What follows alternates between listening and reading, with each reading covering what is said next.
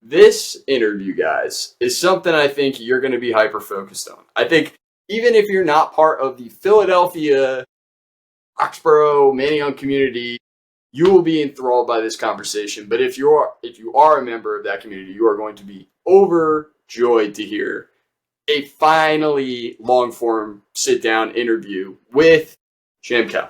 So I just wanted to, put it out there that SHAMCOW is the man. SHAMCOW, let's hear from you. How you feeling, babe? All right, thanks a lot for having me.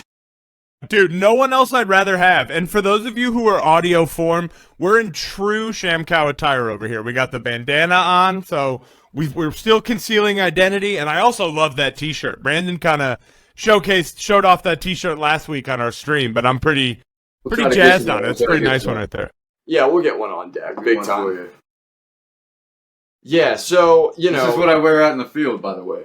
He's really, is that what you wear when you're, like, out there? Dude, so you're, like, let me ask you this. Let's just get started right off the rip. When you do graffiti, which for anyone who doesn't know, SHAMCOW has truly become a prolific graffiti artist in the Philadelphia, Foxborough area, right?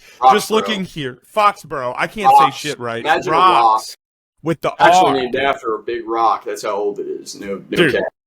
with an X. That's how long ago it was. But I see that, you're the Banksy of Roxborough now, which is kind of your claim to fame. But you're letting us know right up in front. You wear this shirt when you tag. So do you do it during the day or at night? Like, when's your usual go-to time then? It used to be mostly at night, just because it made the most sense, obviously. But as time went on, with Instagram and stuff like that, I noticed people like it more when you do it in the day. And it doesn't seem to change me much. So I do a lot of more like broad daylight type stuff nowadays. And do people, like, come up to you, and do they ever hit you up while you're doing it and be like, oh, my God, SHAMCOW? They see the shirts, they get excited. You ever had someone It's definitely happened. That's fucking awesome. Day, actually. Damn. Really? So you were tagging today? Yeah, up on Ridge Avenue. Hell yeah, dude. See, I don't get up as much to, like, the Roxborough area, so I'm mostly familiar with the work in the Manayunk, down by the canal work, by the bridge, stuff like that. Those are, I feel like, some pretty big pieces in some pretty, like, interesting, if not people, it's like one of those spots, like the average person's gonna walk by and go, oh, how do you get up there? You know what I mean?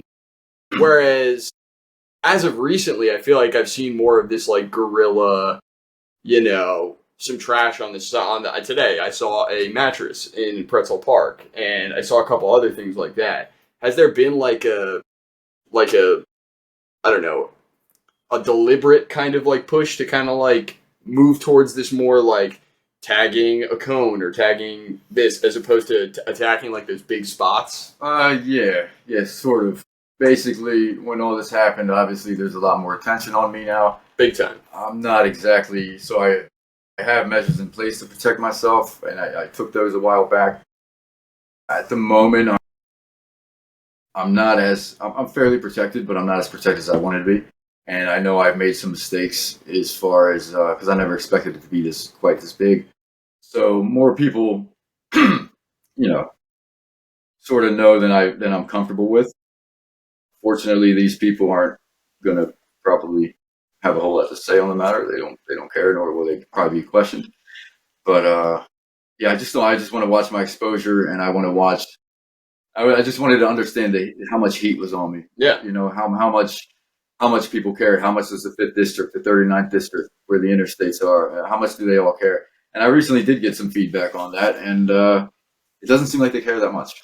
Yeah, I mean, considering if you were to be around in the Philly area, I mean, anybody around the area kind of knows, like, it's kind of, I don't know, notorious. Yeah, I mean, I walk past cops all the time, just like this.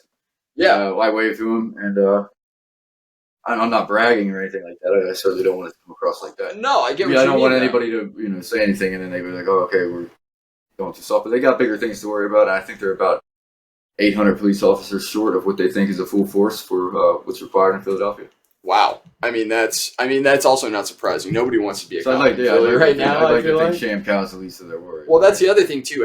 They've been kind of like deprioritized, from what I understand, from certain crimes. I don't know if graffiti is technically in that falls under that jurisdiction, but I've even heard that they won't show up for even certain things that you would expect them to show up for, Right, depending right, on what's right, going right, on. Now, I'm not trying to get into that argument or anything like that, but my point is, like, if you're able to kind of just, like, roll by, if another thing, and again, I just want to, say, as a fan, I know a lot of other people in the area are also fans, right? Like, you have a lot of support from the people. I don't know if I would say everybody's a big supporter. Obviously, it's a pretty controversial thing, and you've been pretty and you've been upfront. Of course, you've been very upfront in your press with talking about this is a crime, like this is vandalism. It can be, it's something that, especially in some of your earlier interviews, it's like you're making it clear that, like, I'm not romanticizing this. It's up to the community to kind of make that decision and to have that discussion, which they've actively been getting into. It's created what I would say is quite a moment that people are really like. It did create a moment. It's kind of bizarre, actually, to watch it all unfold. Some days I wish it would go away. Other days I like it. Obviously, I'm going out like this, so there's a part of me that does appreciate the attention and enjoy it to some extent. Yeah. But then there's a part of me that gets very paranoid and it's very careful, cautious sometimes. I'll go from wearing something like this out in public to taking the most extreme measures to protect myself. So it's like, it's all in the mood and things like that. Yeah, for sure. Do you go ahead. Real quick, when you say, taking these measures and getting concerned, have people reached out to you? And I know you've kind of alluded to it, but have people reached out to you in a negative outlook around it and being like, we know who you are and we're against what you're doing in some ways that makes you feel like this protection is necessary? Or is it more of just like you get in your head about it to where, like Brandon said, you are doing a crime. So it's something that you could get in your head about without any extra interference from other people. Sure. I mean, there's going to be some people out there that are going to, maybe appear as though they're friendly in person or wherever, and secretly wouldn't mind seeing me go down. The issue is, right now, it's as far as SHAMCOW is concerned, there's not a whole lot that people can do to get any type of law enforcement agency that interested or serious right now in this area to really pursue. I feel like I don't want to. Don't worry. Pretentious, but I just don't think that interest there. I don't think I've caused that much damage, and I think that the way I've gone about placing these things, they're very easy to remove. I think graffiti removal runs at about $5 per square foot. This is based off of materials like paint and the labor, of course. Obviously, some of the ones that are up higher, maybe a little harder to estimate those. But I mean, it's really not that difficult to take down. They're not in any spots that are, interrupting or interfering with anybody's day. Up until people started deciding they wanted their private property tagged with SHAMCOW, nobody looked out their windows and saw one. It wasn't interfering with anybody's morning breakfast or walk or anything like that. It's really interesting you brought that up. So I know Brandon told me about it a little bit. I know recently you worked on one, but now you've been actually doing work for businesses, right? Doing some SHAMCOW. How many of those have you done now? Yeah, up until the other day. I mean, the manager and me have been so busy with legal graffiti, I'll call it, that I haven't had time for anything that's not allowed. Really. Was that kind of like a goal at any point to try to like legitimize and maybe make legitimate money off this? It wasn't. I actually became a lot more careful about my placement. So you mentioned mattresses and tags. First of all, I did tag that mattress in Pretzel Park. However, it was not wherever it is right now when I tagged it. Interesting. It was considered private. To me, the mattress at the time was considered. God, it's getting used now. Dude, it was considered private property at the time because it was being carried by two homeless people. Okay. Who gave me permission to tag it? Thought it'd be cool. I see what you're saying. I tagged it, and then from there they had a party. I don't know what happened, but it ended up wherever. Right, and that kind of that's the kind of nuance too that I'm sure a lot of people don't even think about when it comes to stuff like this. So I've been tagging mostly trash.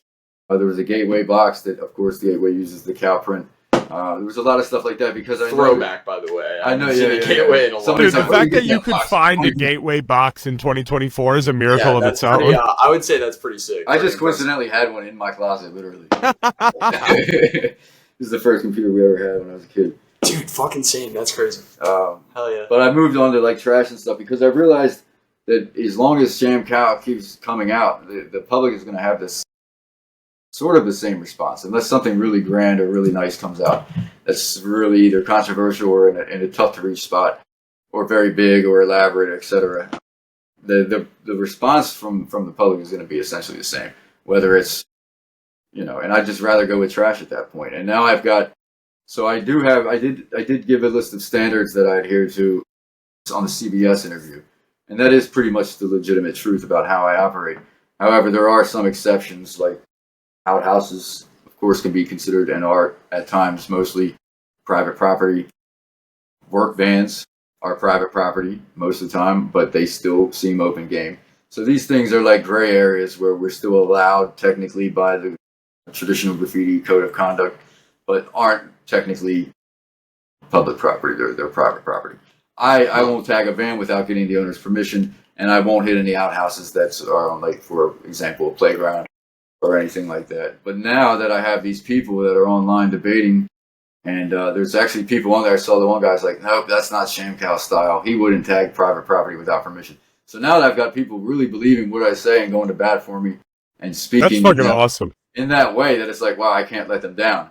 So it's like I have become more careful with this particular tag, as far as, because I don't want anybody to vouch for me and then based off something I said and then find out, you know, to let them down, done something that they were saying I wouldn't ever do. So as of right now, there hasn't been one piece of private property tag without permission. Anthony's gotten us several commission jobs. Most of the stuff going up is all with permission.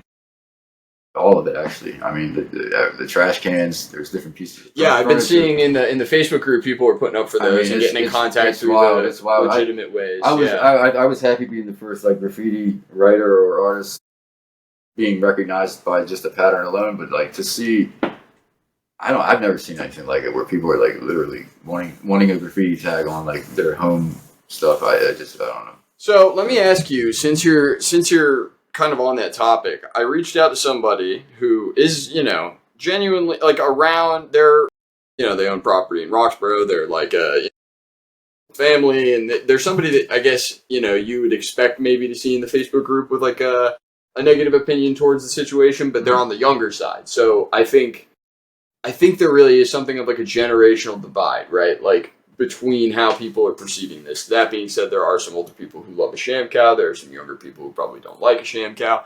I'm not trying to discredit those people, obviously. I had a 50-year-old guy had me SHAMCOW a jacket the other day. And that's sick. And I believe also... like a whole jacket. I mean, that's fucking sick. And I would also like one of those maybe at some point. But... yeah, it came out nice. Yeah, I bet. But she basically reached out and was like, I had asked her, like, hey, just could you provide some perspective since I'm doing this interview? Maybe help me out to ask like a more interesting question that I've come up with, because I got my slant. You know, I'm a fan. Sure. I know how I feel. That's why I brought Anthony, in case he has a better, more interesting answer than what I. Exactly, I feel that. So, you know, she mostly was like, the instinct was to ask about the discord between an old Roxborough and the new Roxborough. Like, there are two distinct groups of people in the community that SHAMCOW has actually been a good example of bringing that out. So it's obvious when it comes to things like development, community interaction, specifically in the Roxborough Rants and Raves group page, which is, in my opinion, the only local Facebook group chat I've ever actually enjoyed being in, because it's funny. There are actually people in there speaking their mind. Now, do I agree with them all the time? No. You mean it's not just pictures of like people's Ring doorbells? I mean, don't get me wrong. There's a lot of that. But there's a certain smugger attitude to what they like. I don't know how to describe it, and even it's just always kind of been like that. But I think that matched with this helped create this interesting discussion or whatever, and they agree. And you know, this could go on macro scale to politics and stuff. Like, what is it about this like divide and like? What drives people to be a SHAMCOW fan, I guess, is really the question. Yeah, so I don't know, Anthony might be able to contribute some to this, but I've thought about this a good bit because, you know, I'm running around for the last year doing my own thing, which I have my own personal, of course, you know, demons, conflicts, and hardship throughout life, and my own personal reasons and motives for having started this in the first place. But the whole time I'm running around, you know, I'm thinking to myself, you know, maybe someone who knows about pain is going to see he was going to know basically by the way it was laid out that, you know, what it took to make this, how much equipment was required, how much money it cost. And that type of person was going to be like, wow, someone did all that to write SHAMCOW on a heavily trafficked area, risking his freedom. And on some of the bridges, obviously my life and everything. So I thought that would be funny. And little did I know, there's a whole segment of the community that's like watching the evolution, intrigued by the evolution of the tags and the pieces, you know, following along, pointing them out to their friends, making scavenger hunts, making little maps about where they're all located, anticipating what the next one's going to be, where it's going to be, etc. I had no idea, and everybody I talked to has the same story, and nobody's ever hesitant to talk about how they feel about it, what it brings to them. A lot of people, it brings a smile, and you know, I don't think SHAMCOW is going to be responsible for any devaluing of housing properties or anything like that. There were some naysayers that said it was going to attract other artists. In fact, it's done the opposite. The only graffiti you can find in the area right now is mine for the most part, with the exception of some, you know, low-level marker tags. I think that with all the rumors about me being incarcerated, I feel like it's getting around. I know this has gotten around in the graffiti community that this area may have been made hot from me. In other words, the police are looking out. You know, that's an area you probably shouldn't go to. There hasn't been a whole lot of outsiders coming in, so it's done the opposite in that regard. I don't know if this is a good or bad thing, but I feel one of the reasons SHAMCOW has been a success is because in the past we've had a series of things where there has been a symbol or a cause or something like that, typically represented by maybe a flag such as Ukraine, or a black box for Black Lives Matter, or maybe a gay pride logo or something like that. And there's a symbol that people get behind and they support, and it separates them and gets them on the right side of a battle between good and bad, which is, you know, the younger generation with the advanced morals and understanding, sort of doing away with the shackles of the older, you know, tyrannical generation. And I feel like SHAMCOW, in a way, I don't want to over exaggerate. I was gonna say, so like with that, while we have like just a break there, like what is the story you want to tell? Like what is the ethos that you want to showcase with SHAMCOW? What do you want people to understand when they see that? I don't think there's been anything like that happening lately, and I think people are bored with politics, and I don't think that people were very happy with, you know, all the stray cats and talking about Bell's Mill Road that was on that forum. And I feel like when SHAMCOW came around, it filled a void for all of these things. And it resulted in a phenomenal amount of, and a bizarre at times amount of hype. And I feel like a lot of people have, even people who were indifferent about the art or just thought it was like, you know, didn't even notice it maybe until it started coming up. They only, you know, there was another segment that sided with it just because of who it was pissing off and the outrage it was eliciting from some of these people who should probably, for all intents and purposes, be more concerned about things like speeding or other things. There's a whole lot going on in the world. No, I agree with that. And SHAMCOW is like, it's just funny. Did you find it like somewhat ironic that like, because you said you've done like, I don't know if, you know, SHAMCOW doesn't seem to be your first go around with this type of thing. You're clearly experienced. You're clearly, you've built up kind of like a fearless complex of being able to go and tag things. And I think that, so, you know, approaching the SHAMCOW project, like, is there a certain irony in the fact that it's branded extremely, the basic isn't the right word, but there's this like the branding to it is a lot more mainstream than the average graffiti. Right. It's kind of like a softer tone. There's it's not super hard to read like a lot of graffiti tends to be if you're not experienced with it. Right. And that's something that I'm just wondering if that's like, you know, if that was like a conscious choice to get more people on board, or if it's you're shaping the message around so many people being able to respond to it. So I actually got into it a little later in life. I was always intrigued by abandoned buildings and desolate landscapes and stuff like that since I was a kid. So I was attracted to areas that naturally had a lot of graffiti. Like a urbex type of... Yeah, kind of. That's what I was going to say. Like, did you do a lot of urbexing in the past? Yeah. I like to climb the buildings and go to the highest point and stuff like that. Sure. And eventually I came across the can and, you know, I tried something, didn't stick with me.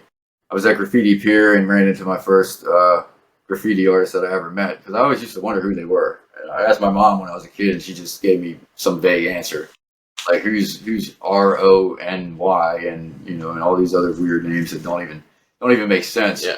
Why do they have these names? Who are they, and why do they do this? And I met him, and I kind of approached him the same way people probably approach me today. Like, what are you out? You're writing this stuff on the wall for what? Like, it doesn't make sense.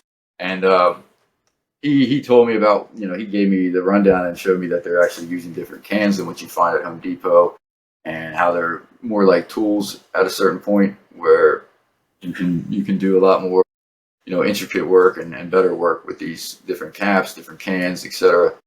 And I ended up following the advice he told me. I went out and bought a few of these cans and played around with it for a while. It never stuck. And then right around COVID, for whatever reason, I can't exactly remember, I decided to pick it back up again. And I've had a number of different tags. By the time SHAMCOW came out, I had 4 different projects going on. 2 of them were more in line with traditional Philadelphia graffiti, and then the other 2 were kind of more or less jokes. ShamWow was a joke that people liked and said I should do more of.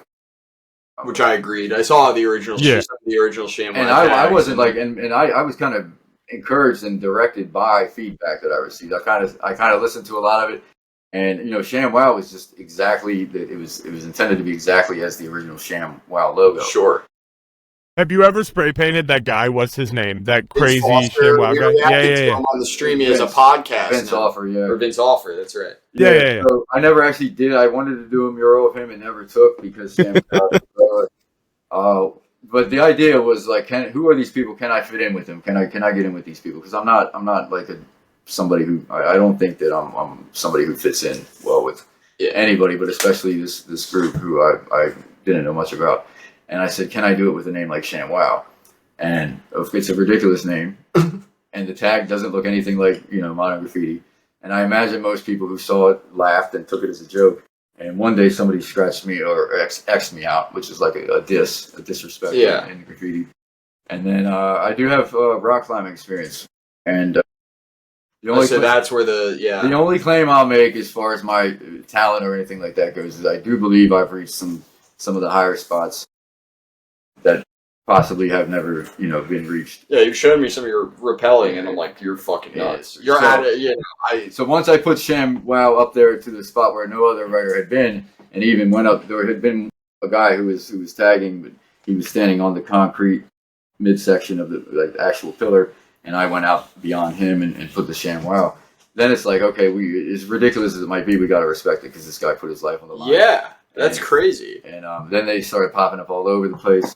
And it's like, okay, he put his life on the line more times in 3 months than, a lot of people have. So at that point, it's like the art's not that great. Maybe the guy's hand isn't that great.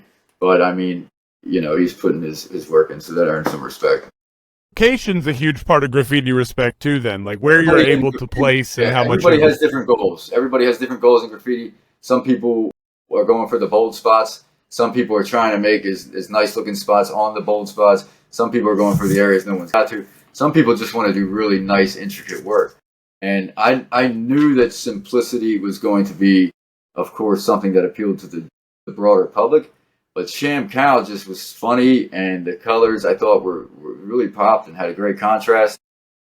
I did think it made a great business logo, but I wasn't like necessarily seeking out popularity with the general public, as I'll refer to them. I wasn't something that I thought was going to happen, certainly like it did. I just thought it was funny, and I was,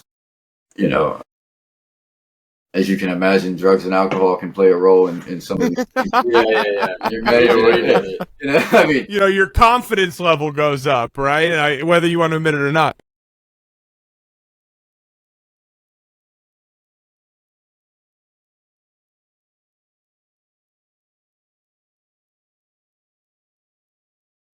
I actually did because I watched your CBS report before we did this because I was really interested, and I was like, man, they did not give you enough time, so I'm really happy we're talking today because I felt like I got cut off so quick. Like they barely let you talk on there. Yeah, that's kind of how I felt about it, and I felt like it's not that a puff piece is a bad word to use, but like I feel like everything they run is a puff piece nowadays, especially in some of the local spots. And it's not they're given 5 minutes, they're given 6 minutes, like they're not given the time necessary to actually get into the meat of shit with people and like really like figure out what's going on. But that being said, I actually appreciated that they even took interest in, you know, did what they did with you. I did find that like intriguing. Well, it was the executive producer who actually got with me. Really? Now that's cool. And he actually liked it. So him and his wife both have SHAMCOW T-shirts. Hell yeah! That goes crazy. I love that. I'm not gonna say I'm not gonna say the exact details, but his wife requested a personalized canvas, which has been produced, awaiting his pickup.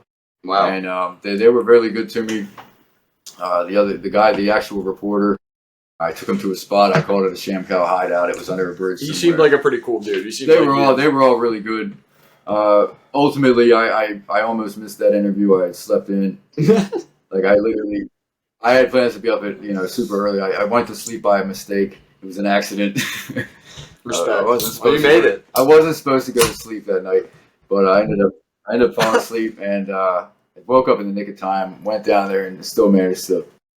So shout out them at the end of the day. You know what? They can come and slap me around for talking shit. It's okay. I mean, I gotta give them a little respect, I guess. That's actually pretty awesome. And like I said, it's like, it is rare for them to even run a piece that's, like I said, a lot of people wanted to know about it.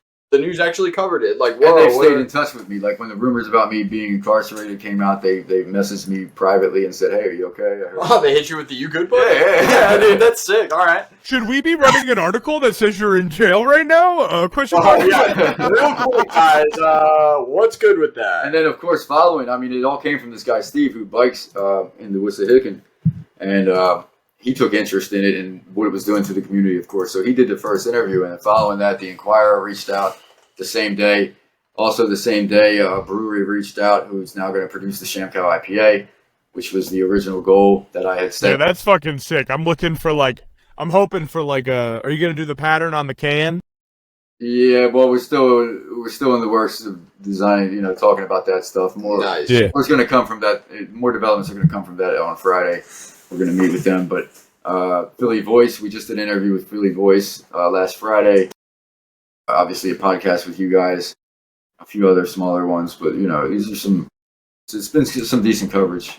I remember you had gotten in contact like pretty early on just due to like, the internet and seeing posts or whatever. I got a contact from you and we originally had talked, this was probably a couple of weeks ago at this point. You were happy when I dude, I was at the gym and I literally stopped what I was doing. I texted him right away. I texted Kelly, my girlfriend, right away. It's like SHAMCOW reached out, dude. What a day. It was sick. But no, when you had originally even mentioned all the way back then, and this was like even, I think, before the CBS interview, and you were like, I want to do an IPA. Like, even before all this big snowballing stuff, like I remember the IPA being a goal and the IPA for a good cause kind of being a goal. Has this kind of carrying like a cause or like making a little money for charity kind of, it seems like it's been kind of fundamental, or at least it's always been around, or it's always kind of been a part of like something you've been interested in doing. Yeah, when I go to grab a beer out of my refrigerator, I wanted to say SHAMCOW IPA. Well, of course. And I wanted to have the cow print and everything like that. That's just my personal preference. And I like that. Yeah. That's how it should be. And yes. I think it's I'm a guy who doesn't have I've got accomplishments and stuff like that, but I'm not someone lives the high life on a regular basis, so to be able to take something like graffiti and then eventually, something that's against the law and to have it, embraced by enough people to have a brewery want to make it is, and I told everybody this when I first came out, I'm going to make a SHAMCOW IPA. That's what I'm saying. After the second tag came out, I'm telling people this, and everybody's like, oh, this guy's out of his mind. They're not even probably thinking that. They're probably not even thinking anything. They're just blowing me off laughing. They're going, oh, yeah, okay, sure thing, yeah. We'll see. Yeah. And now it's actually going to happen. Well, you definitely got that coffee deal pretty quickly. Where they Anthony got that was sick. Yeah, I really like to see that. I thought that was a great idea. And I don't know. So we got SHAMCOW coffee, too? Like a specific drink one local coffee shop is doing, the SHAMCOW beverage. I think we got to get bagged beans ASAP. We had there were a few central ideas that were like mentioned explicitly by me. And then all the other things, the jobs, the trash cans, the personalized items, the coffee. There's definitely some I'm forgetting. Which has been, through the help of this guy who stepped in, who picked me up. I was apprehensive at first about him. As you should be. He's really shown his worth. Everybody give love over here. My friends were like telling me how he was. Oh, watch out for this guy. He's weird. I'm like, well, he's doing more work than you guys. Hey, go to the website. I mean, yeah, the website. You know what I like about the website? He's got all my pictures. It's got such like a landing page from like back in my childhood vibe, where it's just got the images, the bright font, the bright color. I'm like the black background, like nice. The little dancing cows on the top of the website really does it for me. I'm not gonna lie. The way they just like, I fucking love those guys. I could watch them for like 30 minutes. And then his wording in it is like ridiculous, but it's almost with SHAMCOW's world, we're just living in it. SHAMCOW is a renowned graffiti artist known for stunning girls and street. Since we're getting to some quotes, let me read off a few. I have a couple from the Facebook group that are my favorite. And he's doing this on his spare time. And some of these are also guest book comments. Let's be honest. Like you have a guest book option on the website, and people are allowed to kind of submit how they feel or what they feel. I just picked a couple while I was at work today. We had some downtime. Quote, "This art will be spoke of for generations." Quote, "SHAMCOW has brought us a Manayunk Easter egg hunt," which is a good way to describe it, I would say. A lot of people kind of enjoy, even the kids are going to see a SHAMCOW and go, "Oh, look at a little SHAMCOW." Dude, people really do live for those hunts, though. Like, I've lived in multiple cities now where there's some kind of item or some kind of artwork that invokes multiple locations throughout the city. Yeah. And everywhere I've lived, it's like a top 10 talking point, right? Whether it be, like, where I live now, I live in Pensacola, Florida, and they have, like, these seagulls that are commissioned by one artist. And the seagulls are probably, like, 5 feet tall, right? But they all have different outfits that are related to the companies that commissioned them, right? And I swear to God, dude, there's a whole app to track these things. Yeah, I believe it, dude. Like, that's the thing. Like, people like going around. People like being engaged. And you know what I like to... Dare I compare SHAMCOW to Pokemon Go. Hear me out. What? Oh my God! No, look at him. He's made an enemy now. You're gonna hate it. I have an ex-girlfriend who is all too... Oh, fuck. Well, we've ruined the interview. No, but... Throw it away! Hey, look, I'm getting nervous now, but look. Hear me out, guys. The SHAMCOW to Pokemon Go thing. Pokemon Go. What did you hear? You heard about the kidnappings. The kids are out. They're getting kidnapped. Oh, no. You got fucking, kids are vandalizing. They're climbing the fences. They're getting to Pokestops. I haven't heard anything bad, except that Saudi Arabia banned it. Saudi Arabia bans... Saudi Arabia and Brandon are on the same page, obviously. They'll ban less eventually. We'll get there. But WWE, they will not ban. But no, my point is there was a lot of like hustle and bustle scaremongering about it. In my mind, that's what I saw. I saw a lot of people worried that the kids are out and about. The kids are getting picked up. The kids are wandering around and trespassing into places because there's Pokestops set up. I don't know if you're familiar with the concept of how it's played, but it literally required people to go outside, go to places, and be potentially forced to interact with their peers in that place about what they're doing.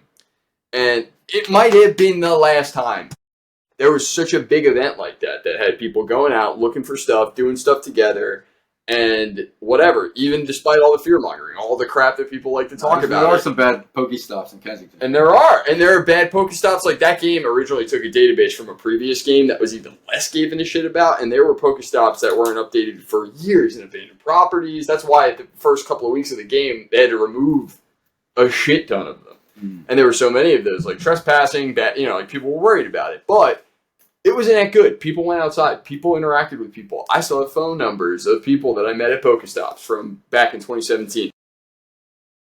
There's a similarity to me with this SHAMCOW thing. Regardless of the art and the message or whatever's attached to it, there's a community of, a big community of people who are really taking it as an excuse to go out and look for stuff and interact with stuff and have a discourse about stuff together, which is, I don't know, pretty interesting.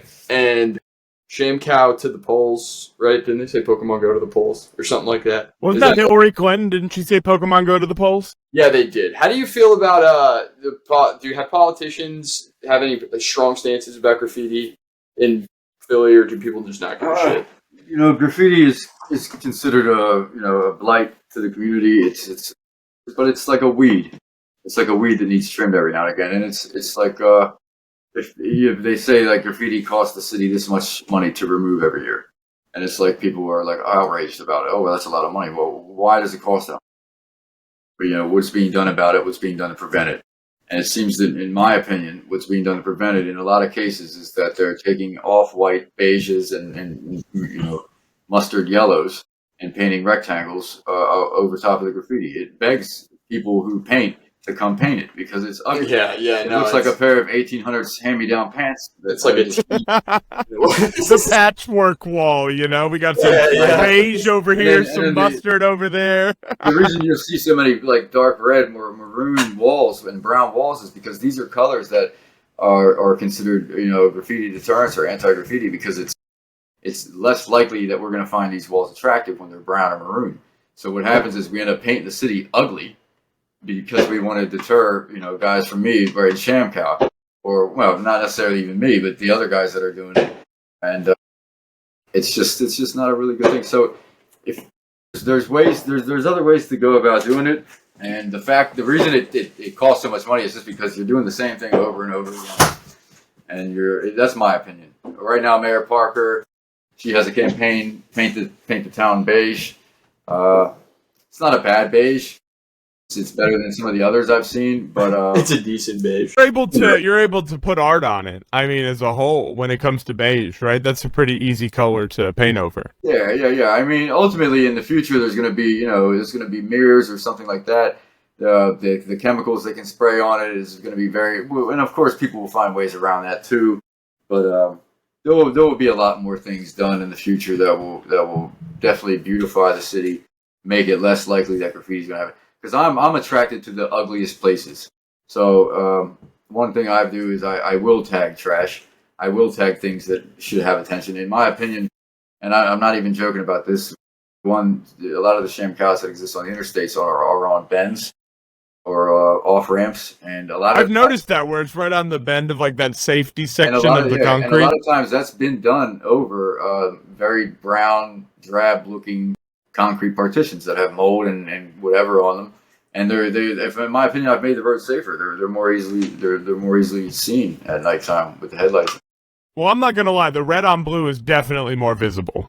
Yeah, so yeah, that's fucking sick. I mean, it reflects now instead of just being like this dark divider thing. So I really don't see there's a whole lot of room for complaint. I mean, the cow print also, if I had more time and could do it legally, I could make it very nice looking. I could use the right paint with the city's funding, and I think, at the very least, all the partitions cow print. Yeah, I think there's an argument. Not that I'd want that. I'd want some variety. So you talk a lot about, the allowment of graffiti and if you were allowed to do certain things.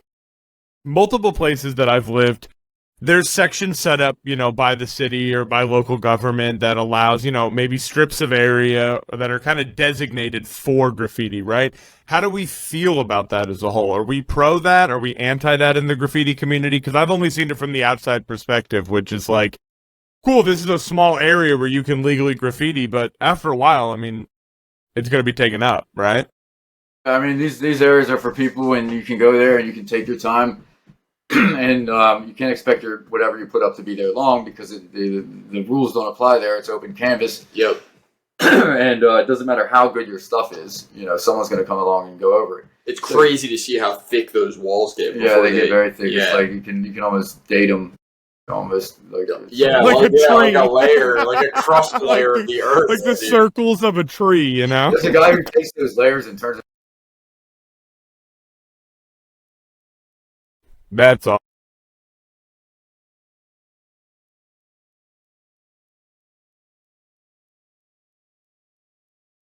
Big time. Yeah, we're gonna have to link that shit. That sounds really. Like, he takes them, melts them down, and turns them into pretty nice looking stuff. And it's like layers of tags. It's like a little chunk of graffiti history that he turned into a necklace or something like that. So damn. All right, that's super cool. Damn. All right, so those legal walls they're not frowned upon. No, they're not frowned upon. Yeah. It's a great place to go practice. It's a great place for certain people to get that desire out of their system. To me, it's not the same. Graffiti Pier, up until the recent collapse, has been there for a long time. I'm quite bored of it. I'm an interstate boulevard type of guy. That's what I like. That's where, to me, it's the best thrill, the most excitement, and but some people obviously can go to these other places, and I think those places also are the parts that create a lot of thrill in the viewer, the observer of the graffiti. They create, like, I know as a kid, I grew up in New York.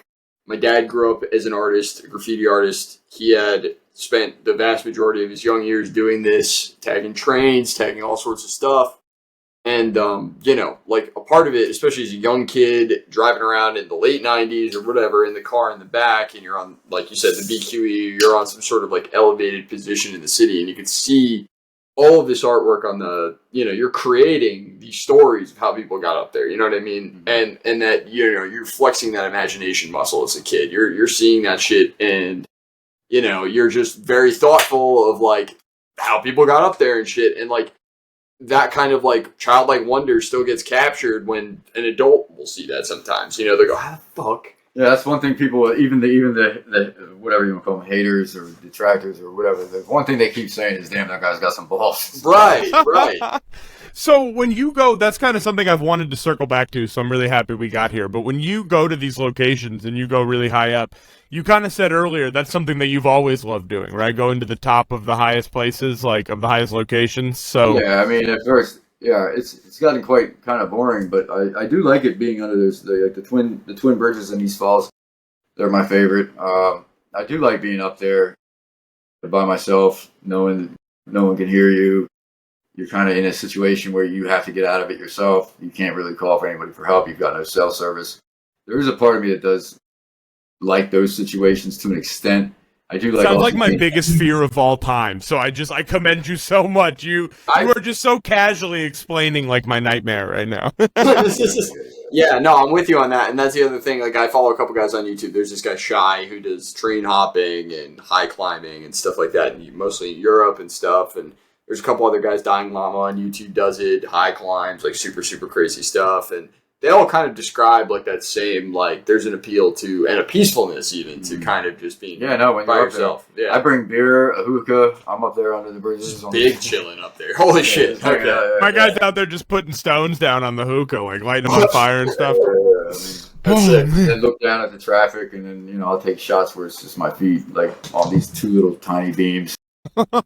Absolutely not. We watch stuff like this on our weekly stream on YouTube every week, and we put it in there because to us we're like, never, dude, that's crazy as fuck. But and then when I got my rope and harness, and I was like, whoa, because it was taking me a long time to shimmy out from the very start of the overpass to the section of the bridge I wanted, which was usually right in the middle. And you're basically shimmying on about 4 to 5 inches of steel beam, and there's no vertical anything to hold on to like you would traditionally when you climbed or hung on. So it's how high up would you say you were? It's horizontal. So the beams you're holding onto are vertical, and they're spaced about 6 feet apart. So you have to kind of press your chest up against this thing and shimmy and grab a hold of it, and just use different pressure and directional loading to kind of get around. And then you clamp, usually with palm or with fingers, and step around the. That sounds so fucking. And you do that for about 45 minutes, depending on how fast you are, and then you get to your spot. You spend about a minute or two tagging it, hoping nobody sees you, and then you got to go back 45 minutes. But then I realized I could just start rappelling down, and then I started doing that. So rappelling down is a whole other fucking Ocean's 11 fucking layer to what you do, and I don't even know. What do? You carabiners? Or you trust that shit? That's crazy, dude. Well, so it seems crazy, but I mean, you figure these are bridges being built to support many cars at one time over the course of pretty much, months or even years without being serviced. I don't need to have a standard listed explicitly on some document to say that it can support my weight. I basically look at it and I'm like, okay, this thing's secure. And it's very common in climbing. Eyeballing that shit, dude. Yeah, but look, this is much safer than, and any climber would agree that you're out there on the rocks, because I've done multi-pitch rock climbing before, and with what's called traditional or trad climbing, where you use these camming devices, and they're very little, they're heavily tested, and the people that make them well, but you know, these things, to think about trust in your life with one of these things just shoved into the crack of some rock of questionable quality. And then you consider, you know, looping your rope around a steel beam. I think you'd choose a steel beam on the bridge any day, as opposed to that camming device or the tree at the top of the summit where you're climbing, which a lot of trees are utilized as anchors. And I do trust the steel beam more than a tree, 100%. So all the anchors are for sure. The biggest thing for me is that I'm using the equipment properly. It is simple to grasp, but I mean, of course, one mistake can be. Yeah, dude, that's still no matter what, it definitely takes balls. Like you said, even the haters have to admit, like, you gotta buck up and actually get that done. And that's what I've always said, even at the beginning, before you made contact, when I was just another fan of the Roxborough group, I would say, like, you know, the same energy that SHAMCOW brings to, you know, displaying his art, you need to bring to cleaning up your city. Is if you're gonna sit there. And another thing that I wanted to mention in that Roxborough group, there was a rule applied in that group where if you're posting about SHAMCOW, you need to donate, and if not, tax. That's SHAMCOW. There is a SHAMCOW tax now in the Facebook group because it became such a hot topic that nothing else was really mattered. It just became a SHAMCOW group overnight in there. It was just SHAMCOW like all day, every day, all day. Dude, it was crazy. And like, to me... And it's quite funny, though, a lot of the posts. Though. Absolutely. And now you have to pay the tax. And that's the thing. People are still willing to pay the tax. People are willing to donate to whatever charity. I think there was one specific one that they have pointed most people to. My friend Monica is kind of the one who came up with the idea. The Northlight First. Well, a lot of our original ones I didn't want to take any money for. For sure. But then after it became so big, we actually did start taking some of the money because, I mean, paint, the gas, the time it takes. I mean, I'm doing some of this during my day job. Yeah. A tag costs, you know, right around $10 maybe for one of the bigger ones. You know, they're not the cheaper tags. And then you gotta calculate all the drugs and alcohol it takes. You know what I mean? Yeah, dude. You write that shit off. That's the labor cost right then and there, my friend. That's your labor cost. Right. That brings up like $75 an hour just for me. Yeah, as it should. As it should. I agree with this. No, the price is interesting though because a normal tag costs 50 cents. Okay, yeah, that's 50 cents. You got a can of either Rust-Oleum or the artist's can, hardcore Montana line or whatever. And I mean, to do a straight letter one color tag, you know, we're talking about 50 cents, maybe $1, depending on how much. You know, and these tags that I'm doing, you know, it's a lot of equipment that you're carrying. I mean, I got multiple bags. I mean, I probably look ridiculous out there, honestly, but it's. I mean, I like to have all that stuff in case I need it. Yeah, no, I mean, of course. I mean, you're a busy guy. You've got more going on your plate every day. It seems like now with the high demand of your the SHAMCOW stuff. But yeah, I just thought it was cool that, like, you know, it became such a heavy. There was so much discourse that they literally put a tax on it to donate to charity, and I'm gonna have to donate to charity to promote this podcast in the Facebook group for everybody to finally hear. And you're paying the toll, dude. Yeah. Hopefully that changes. I mean, we're gonna probably. I'm happy to do it, man. We're gonna funnel some of this money from the IPA to a certain, you know, charitable foundation, maybe, and we've got some other things maybe coming out that will keep those people happy. I mean, I don't know. It is what it is. But there's interesting. I wanted to add that there's the motives that get people involved in graffiti in the first place, and then there's the other parts that suck you into the culture. Right. So like everybody has their own reason for getting into graffiti, and they're not like abnormal reasons. I mean, lots of people like to make a mark. You know, the founding fathers or whoever it was that sanctioned Mount Rushmore wanted to make a mark. The Indians probably didn't like it. Nobody had permission, but you know they did it anyway. But everybody wants to make a mark. You know, people write on walls all the time. You know, most of the time they outgrow it. You know, there are some unfortunates like me who continue it into their older years. But and then once you get into it, there's a whole other list of things that really suck you in. There's a pride, there's the ego, there's that competition, and then it's like all those initial reasons you got into it kind of fall to the wayside, and it's like you've got people doing other things you're noticing. There's drama, of course, like there is anywhere. A little beef here and there's there. Beefs. There's a whole lot of stuff, you know. And it feels really good to earn the respect of people who I looked up to. And, you know, I know Raim, and I used to see Raim's name and when I was in certain areas of the city. And I used to see these guys, and that's what made me pick up a can in the first place. And then later on, win that person's respect with such a name like ShamWow, you know, it meant a lot to me. You know what I mean? You could say my time could be spent better elsewhere. We could say there's other accomplishments I could be pursuing, but you know, it is what it is. I am who I am, and it turned out the way it did. I'm glad one of my ventures could have gotten the fanfare that it received. You know, everybody's in a weird way proud of me for basically doing something illegal. the like end lining of that, yeah, I love that. Of course, that's, you know, 2024. The one thing I get big for in my life is something that's illegal. You know, go figure. But my mom loves it. She's telling everybody at work. I'm like, Mom, chill. Are you proud of your accomplishments outside of SHAMCOW?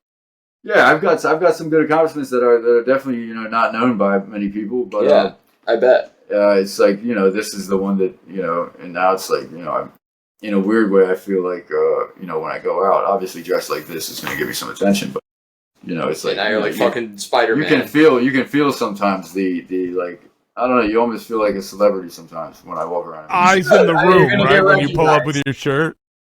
All right. It's like a whole outfit, you know. SHAMCOW is like a character now. It's like, maybe that'll be my Halloween fit. Oh, sorry. Dude, we need to get you a pair of like cow printed pants. Yeah, to really pull this ensemble together. No, I've totally embraced it. I mean, ever since it blew up, I mean, I've totally embraced it. I mean, there's a picture of me with my arms painted like a cow, I think, on Instagram.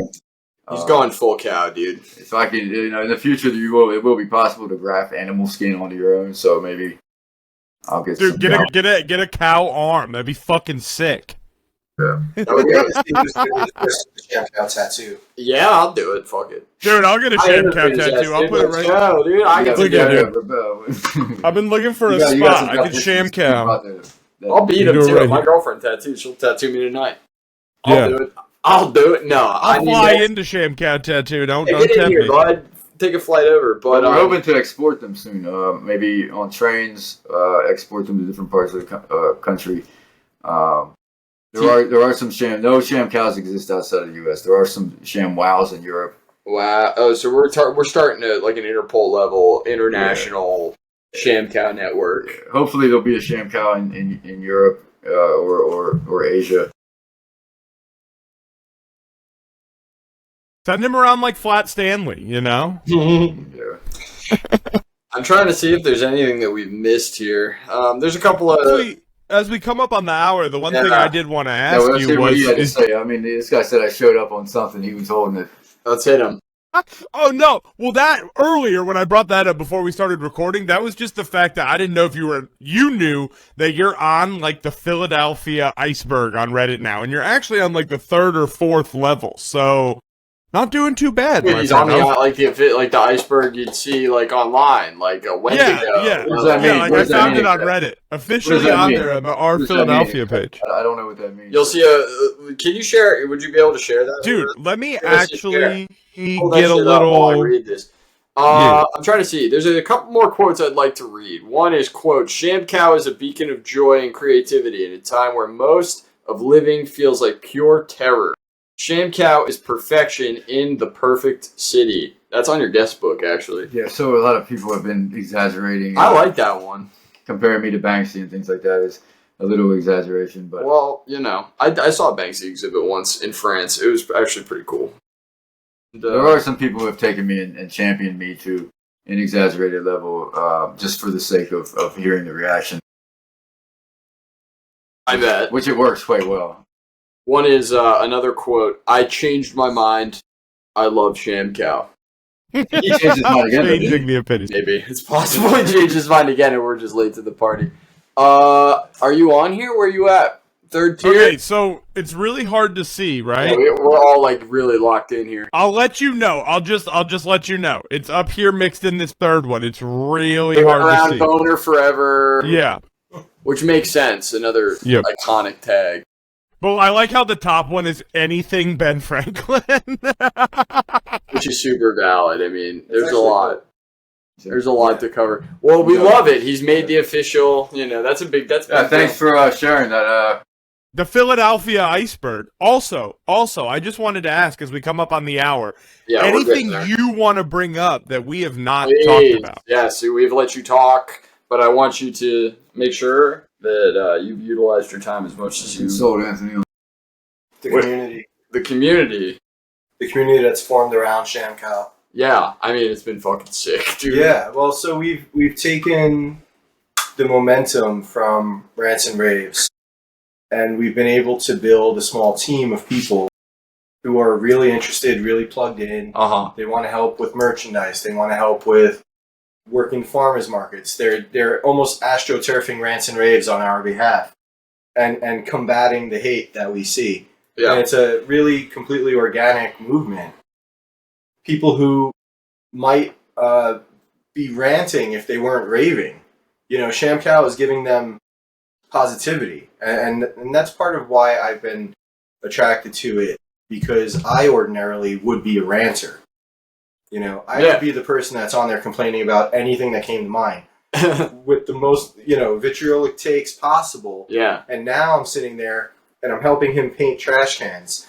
And it sounds crazy, but after we paint the trash cans, we get these pictures, and it's a mom taking pictures of her kids next to the trash can, and the kids just look so happy. Yeah, I know. It's dude, mind-blowing. I'm with you on that. I know there's two girls. They said this. We just got SHAMCOW, and we're literally the happiest we've been all year. And I'm just like, I'm almost like, I'm just stunned by it. I'm thanking these people. Like the one guy had a pizza box framed. I delivered Lorenzo's box. Yeah, I saw that. I delivered Wow, it. I delivered it. I painted an actual canvas for them and took it and gave it to them for free. Also, like 2 days later, That's just really to say, nice. hey, here's something else. Like, I'm so happy you guys love that piece of shit pizza box. It's like something I literally just like I saw it. I was like, oh, I'm getting this. See what they say tomorrow. And the guy's like, I'm getting it framed. And then somebody from the MDC was like, oh, I'll give you $75 for it or something like that. That's so fucking awesome, man. Yeah, it's that community response, right? It's that creating a moment, and so many moments are found online, right? Like so many moments are curated online. You're an example of something that we call just organic hype on the podcast that we like to cover. And organic hype just being, I don't think it needs explanation for anybody who understands what it is. It's just when people are genuinely excited about something and there's like a little bit of, it's just, even things like concerts in a post-COVID world have kind of been like sterilized and kind of taken away. One of the last bastions of things that people can go out and really get a release from, right? The tickets are overpriced. People are just not even able to get inside just to see an artist they like. Like these Chapel Roan tickets, if you're into that shit, like insane. She just got famous and now everybody's outpriced from seeing her in 5 minutes. She's been famous for 5 minutes, It's really hard for people to feel that cathartic release from the arts, and that's I think is a driving force and a reason. No offense to SHAMCOW or whatever, but like I think that's a big part of what's driving the community to get behind you, and it's a cultural moment that you're striking on, and it's a big thing, and that's how I feel about it. And I'm like I feel like I'm the type of person who can be kind of sensitive to and care about how other people feel about shit. And it's just, you've been a positive force. And that's why I wanted to get you on and have an interview, because like you guys described, all of these different people in the community have said like you've made their year, like just seeing your stuff makes their day and shit. And it's like, there's not a lot of that right now, It's bizarre. I mean, it's very heartwarming, and it brings happiness to me. Big time. But I don't know another graffiti artist that you could request graffiti from. That's the other thing. Your accessibility and your ability to like get out to people and be super friendly. And we met the other day just at an event before you knew we organized this, and it was like a super cool thing. And just your outreach has been great. Your community focus has been really cool.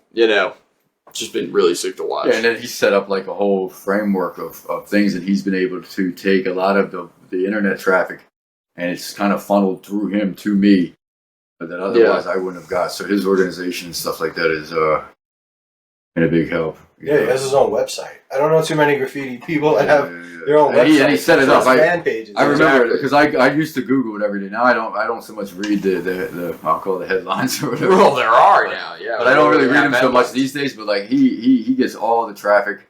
It goes to him some way or another, and then he filters it or whatever, handles whatever he can himself. Sends me the request for interviews, which I'll then set up. And we just received a request to paint an entire barn in Luzerne County. That's super sick. Dude, that's fucking exciting as hell. So fucking hard. I want to see pics. I definitely want to see that when it's done. I mean, you won't miss the pics for that. I believe it, dude. The shed that you guys did recently. Yeah, the shed came out cool. nice. Yeah, they come out really fucking cool. People seem to be really stoked. And it was in a fairly affluent neighborhood. I mean, it was like a decent neighborhood, and I was like, okay, yeah. You guys want SHAMCOW on this? All right, fine. And that's the thing. It's kind of transcending, class even, which is interesting because you'd expect the, more upper class, more wealthy person to be a little bit more adverse to graffiti and property values and this, that, and the other, as opposed to a poor renter, you know what I mean? Who obviously, I mean, graffiti can bring down property values, but the thing is that you're oftentimes, when you consider that, you're thinking about a landscape and scenery that's more than just a bunch of tagged up buildings. It's a desolate. It's a landscape of desolation. It's almost post-apocalyptic. There's a whole lot of other things that go into it. It's not just the graffiti. The graffiti, I think, is just a symptom, and not the actual. I 100%. I agree with that 100%. The graffiti just showed up afterwards. After it was already a bad neighborhood. Yeah. It's just like I don't. It's like the weatherman saying it's gonna rain. You getting mad at him for it. Yeah. It's like it's just where that stuff's gonna happen. Yeah. It's just how things happen. Some guy said I had the worst hand in all of Philly out of all the graffiti writers. Nice. It's very nice. There's a couple of people who had said some weird. There was like one guy who was like, "Oh, as an old head, right?" Like, and I'm sure that their opinions matter and things like that. But it's like, dude, this isn't whatever year. It's not 1996 anymore in here, It's not gonna be the same. Well, Mr. Blint approved it. Mr. Blint is a Philadelphia legend. I remember I think it was the first post that went up. The lady that said, "I don't condone graffiti, but I'm having a lot of fun with the scavenger hunt." Mr. Blint appeared on that one. He said, "I approve." That's fucking awesome. There are some traditional graffiti artists who have given me some respect, and I appreciate them. You're not going to win them all. But that's good. It's good to not win them all because you're not like pigeonholing yourself. It means you're still a little bit controversial. And I'm not trying to either. Yeah, as you should. I didn't win you guys. All right, fine. I wasn't even trying to win anybody. But yeah, exactly. Well, exactly. Right. Well, I have a couple of things here I want to play for you, and then we're already way past the hour, I guess, so we can wrap relatively quickly. But I had a couple of quotes here from some very relatively relevant people, I suppose. We'll rip this one real quick, and I'll just get your thoughts on it.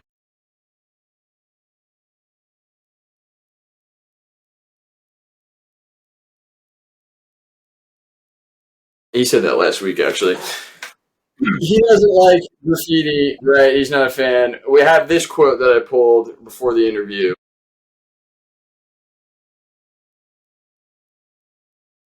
I don't think necessarily any politician, right, is really behind what most artists are doing, is what I think, right? Like, I think that you can do a little pandering here and there to specific groups or whatever, right? But at the end of the day, you are like a bit of an oppositional force. There's a bit of a punk rock energy to what you do. And like, that's what appeals to a guy like, me, Max, and, we're marks for you, bro. Like, we're waiting for somebody like you to come around and keep us entertained. But the fact that you have captured regular people, you have captured the just standard, normal person walking down the street. Wow. It is fucking sick. We are huge fucking fans, and I just wanted to say congratulations, like we're huge fans. I like how you got the fucking clapping on the soundboard. I made it for this moment. I had to use it. Dude, and I had to pull it up separately. I do appreciate all that. I do want to say that Donald Trump, I think, in that comment, he's not. I don't think he's referencing graffiti as a problem. I think it would be like this. It'd be like saying, "Oh, the place is infested with cockroaches." The cockroaches aren't the problem. It's the problem is that people let the area become infested by cockroaches, and the same goes for graffiti. Mm-hmm. It's become this place where any kid can just come in and tag it with a middle finger or a penis.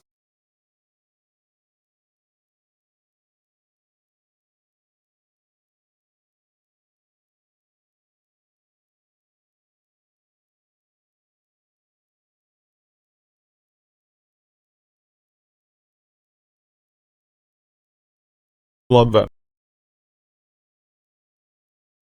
That's the Sham God, guys. Give him a round of applause. Dude, everybody, give it up. Give it up, dude.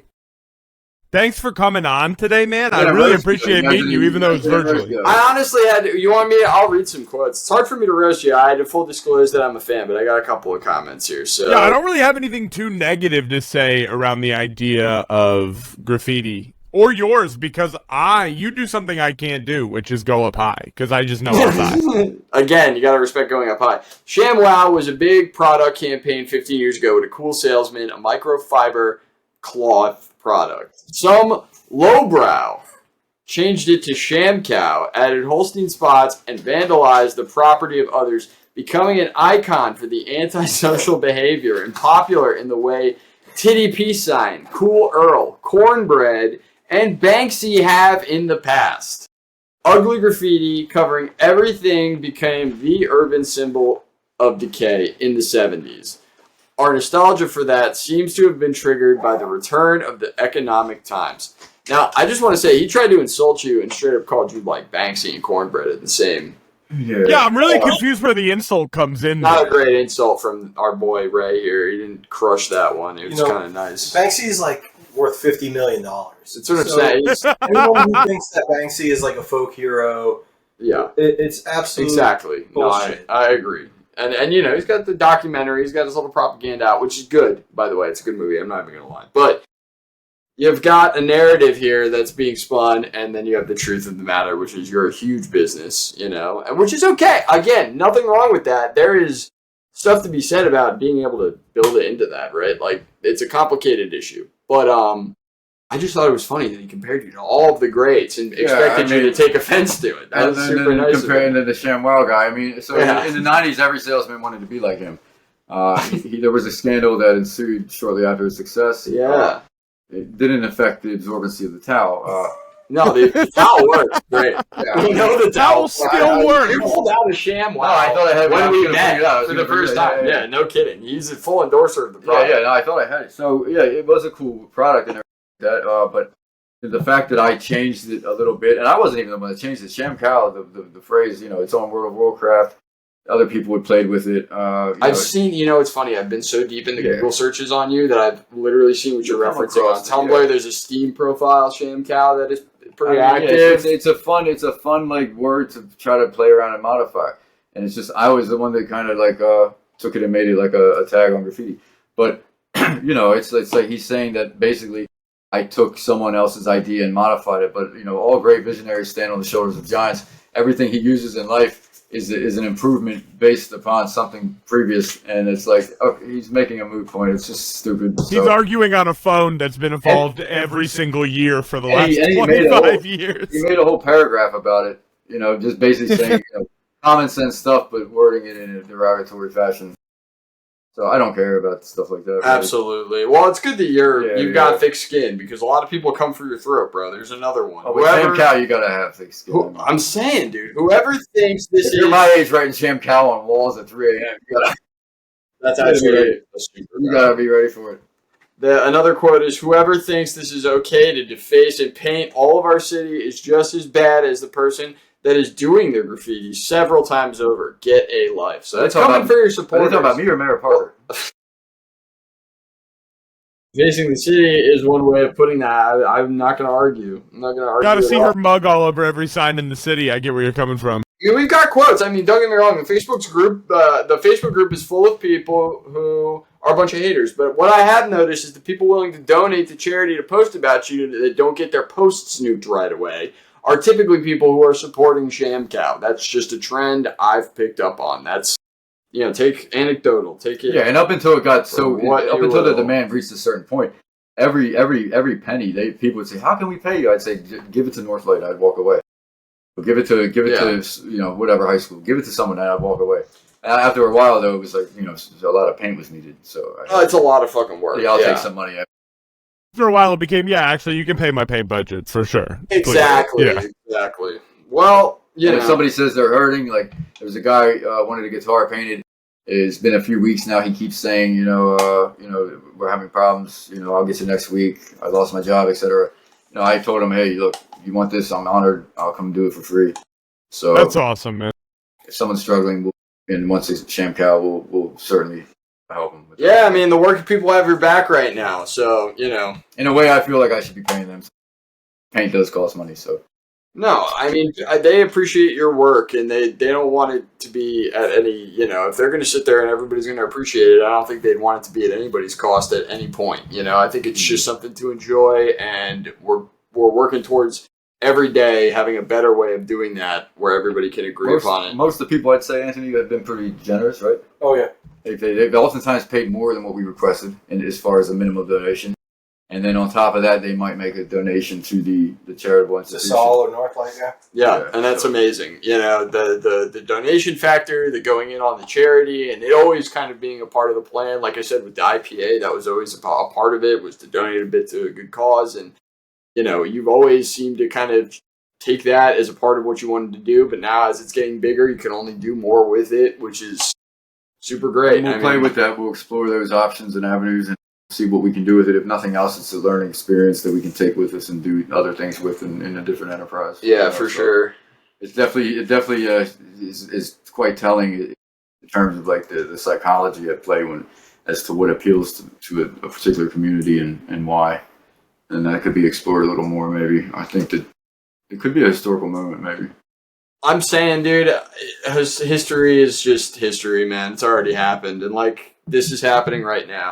And I'm a big proponent of, like somebody said in your guest book, that somebody generations from now will tell their kids about the SHAMCOW guy and how they saw all the SHAMCOW stuff for a summer. And even if it's only for a summer, dude, people remember those moments sometimes forever. And like, it doesn't seem like it's slowing down anytime soon. So if it's something you want to carry and it's something you want to do, the people for everything I can see are totally behind it, and they're down, and your haters are getting pretty wrecked in the Facebook group pretty often with not with vitriol, but with usually pretty funny jokes. The anti-Sham, we call it. Exactly.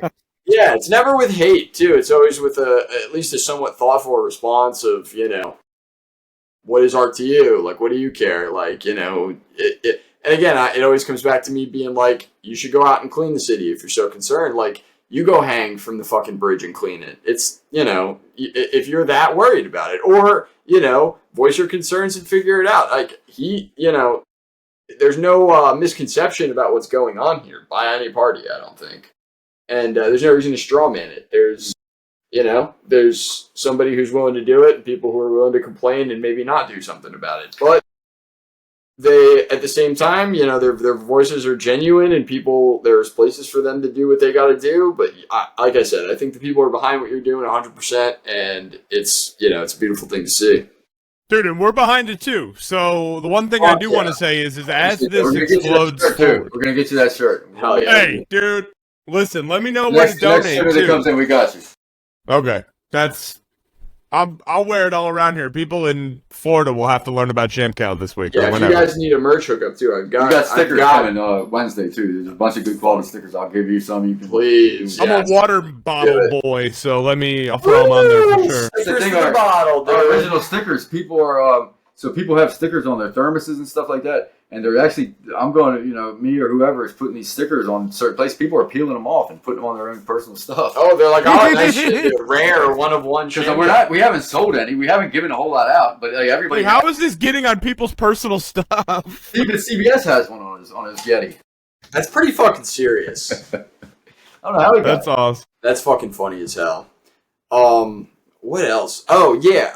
Something I just, you had mentioned this about like a better way to do like legal graffiti, right? Like if there was like a legal graffiti, like I get these legal walls are cool, but like you said, they get covered up quick. There's like a quick turnover on them. It's not like real graffiti. It's not in those spots that are super compelling. It's not like, whatever. Like to take a picture for Instagram. Yeah, and I think the idea of if you want to trailblaze, you want to be like a cool city that does the right thing with this because it's going to happen anyway, so why not do it in a sanctioned way? Let the graffiti artist come up with the concept, give them all the same rigging gear you'd give your fucking techs, and let them actually work. Like, let them actually do it in a spot with all the safety gear that they would give the professionals. Like, why not? There's a budget for the arts. And like you said, if it's about maintaining this wall, tearing it down over and over again, how much money is spent on that versus letting an artist do a really sick spot in the safest way possible? I mean, again, I'm sure a lot of the enjoyment comes from doing it. But this is different for everybody, but yeah, certain cities, right, could be the trailblazer in doing this. And like Berlin's a huge city that does like legal graffiti, and I'm sure that they might even have something to that effect or some sort of way of getting that done. I'm not super familiar with the European. It's the poor man's billboard. We're essentially taking, instead of renting a billboard, we're taking a space on the wall. And again, that's part of the allure and part of the charm. Yeah. So yeah. All right, word. Well, we did great here, dude. We did. We really went over our hours. So I just want to. You should come back. Let us know if it's updated. Always. Maybe in the fall we're releasing Sham Cat, Cow Sham, and Downward Dog. We're going. Dude. Maybe we can. Let's have let's throw a rager for that. By the way, I'll come up for that. That's when I'll come up. There may be some good developments in another few months, though. We can certainly make. If you ever need to let the people know about anything and you want to talk about it in a way that isn't going to get cut off or you're going to get weirdly edited, just come to us. That's all. So yeah, and don't forget, we can also do a solid 20-minute interview to start one, and then you can hang out with us when we go through our regular podcast as a guest host, too. Again, yeah, we'd love to have you on. So we didn't even touch on what we usually talk about. We're into conspiracies, we're into crap, we're into all sorts of fun stuff. We talk just weekly. Did you hear about the one where I'm sent by the government to distract from the election? Well, I meant to. Well, dude, I actually made that joke before we recorded today. That's so funny, Brandon. This is the moment, babe. You've been waiting. Well, we went.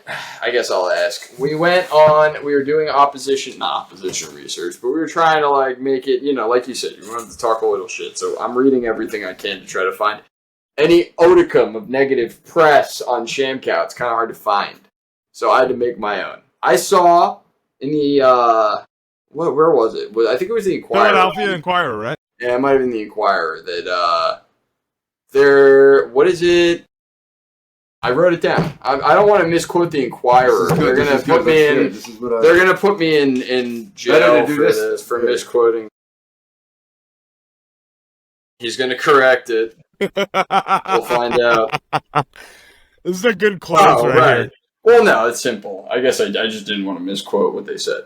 You in the Inquirer divulged that you work with defense contractors. Yes, in materials acquisitions. So you are a CIA agent. Yeah, so you are here to misdirect us. I understand. Right, we've been reading up on you. My job description allows me to sound more interesting than it actually is. So. Believe that. Yeah. Well, that's cool, man. I mean, like I said, we're... in fact, my Instagram handle, defense, is Delta Foxtrot Alpha Romeo. I saw that, and I was DFAR, which is Defense Federal Acquisition Regulation. This fucking... Oh!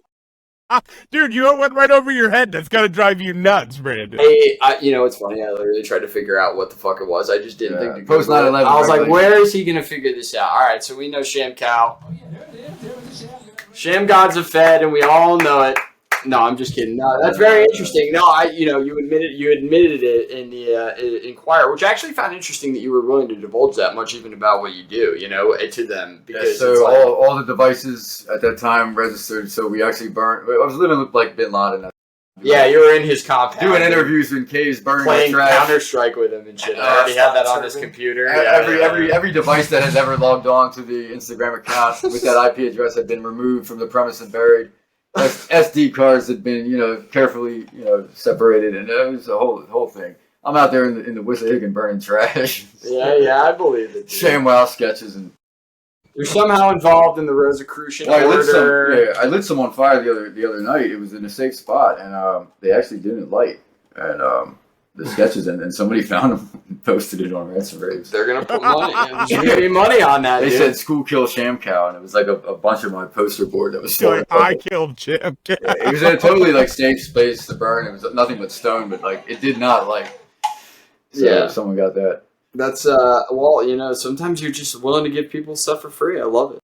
Well, I'm glad we were able to ask you that question. Yeah, we no attack problem.